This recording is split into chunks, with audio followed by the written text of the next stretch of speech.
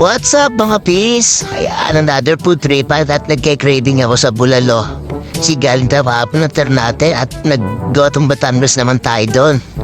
Diba? Alright. At gusto ko nga itong tawilis at namimiss ko na kumain ng tawilis.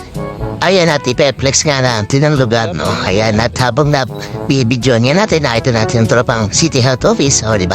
Ayan, sinapisan Hazel, ay shoutout dyan sa inyo.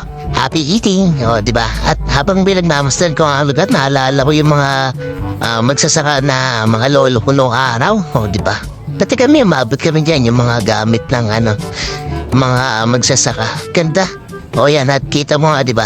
At sineserve na ang ating bulalo. Medium size lang yan mga pis. At dadadawan naman kami. Yung matitira, iuwi namin, diba? Alright, kaya ng kanin at ang ating in-order na chicken barbecue wings. Na may, syempre, walang tayong tawidis. Alright.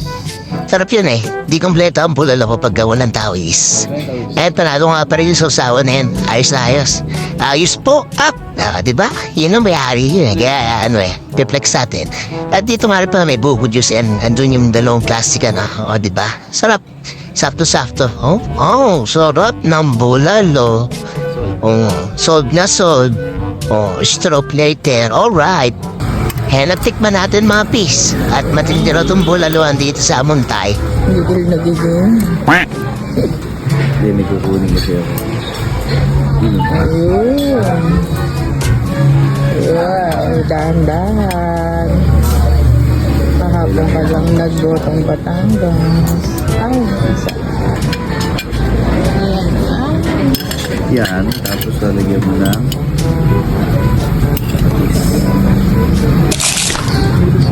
Stroke.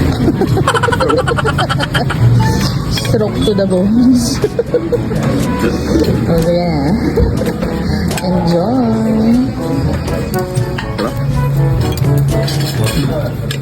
ay dito.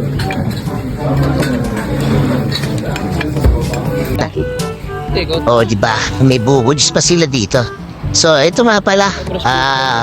Bulaluhan sa Amuntay. Along Amuntay Road, Zone 3, Dasmariñas, Cavite.